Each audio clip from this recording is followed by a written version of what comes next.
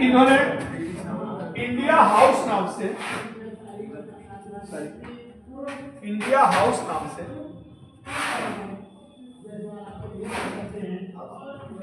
India house नाम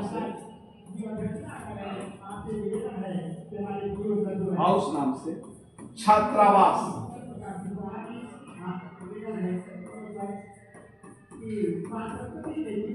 hostel की स्थापना की। तो इंडिया हाउस नाम से इन्होंने छात्रावास की भी स्थापना की और धीरे धीरे बीडी सावरकर, मदन लाल धिंगड़ा, लाला हरदयाल, मैडम भीखाजी कामा आदि लोग थे। बीडी सावरकर के बारे में मैंने बताया था कि 1906 में ये भारत के प्रतिभाशाली छात्रों को ब्रिटेन में पढ़ाने के लिए ये क्या करते थे, छात्रवृत्ति देते थे और उसी छात्रवृत्ति को, उसी परीक्षा को बीडी सावरकर साहब क्वालिफाई किए थे और वो ब्रिटेन में लॉ की पढ़ाई करने के लिए गए थे। हालांकि बाद में इनका नाम काट दिया गया क्योंकि राजनीतिक गतिविधियों में शरीक, बल्कि लंदन से इनको गिरफ्तार करके भारत लाया गया और 2 जन्मों का आजीवन कारावास की सजा मिला था। तो बीडी साहब, मदन लाल धिंगड़ा अभी बताऊंगा, दत्ता जी मल एक अंग्रेजों के कट्टर समर्थक परिवार के ये थे।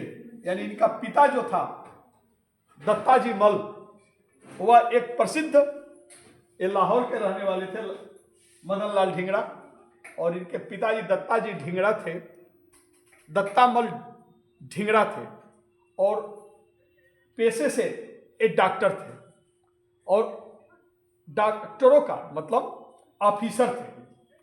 और इनका जो पूरा परिवार था बड़ा संभ्रांत फैमिली थी, ये बड़े पैसे वाले थे और ये मदन लाल धिंगड़ा जो थे बहुत पैसे वाले घर के थे, पिताजी की बड़ी नाम थी और वो पूरी घर का कल्चर जो था वह अंग्रेजियत था।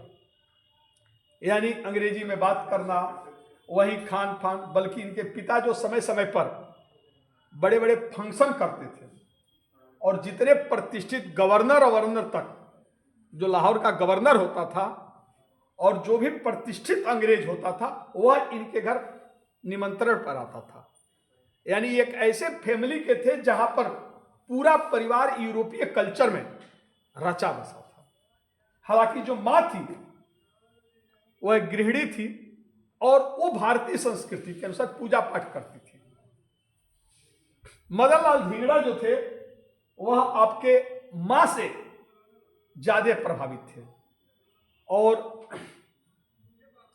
ये जो अंग्रेजों के सामने लोग लप्पो चप्पो करते थे, इनके पिता भारतीयों से घृणा करते थे, अंग्रेजों का हाथ जोड़ते थे,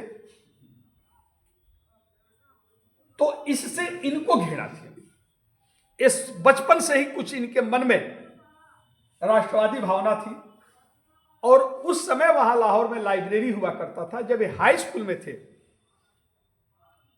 तो मदन लाल धिंगड़ा जो थे लाइब्रेरी में जाकर पढ़ाई करते थे और तमाम यूरोपीय साहित्य इन्होंने पढ़ डाला और वहां के जो यूरोप में राष्ट्रवादी भावना थी, यूरोप के लोग अपने देश से कितना प्रेम करते हैं, भारत में तो उस अनुरूप राष्ट्रवाद नहीं था, लेकिन यूरोप में जो राष्ट्रवादी भावना थी उसको पढ़े और उससे बड़ा प्रभावित हुए। और जब ये 9th क्लास में पहुंचे तो वहां के सबसे जो महत्वपूर्ण फेमस जो पब्लिक स्कूल था जहां पर अंग्रेजों के बच्चे पढ़ाई करते थे, उसी में इनका भी एडमिशन था और शरीर से भी अच्छी पर्सनालिटी थी। ये पढ़ते थे तो हाई स्कूल में, लेकिन इंटरमीडिएट के बच्चों से इनकी दोस्ती थी। यानी अपने से अधिक उम्र के बच्चों के साथ इनकी क्या थी, दोस्ती थी, क्योंकि पर्सनालिटी जो थी वह थोड़ा उम्र से अधिक लगती थी।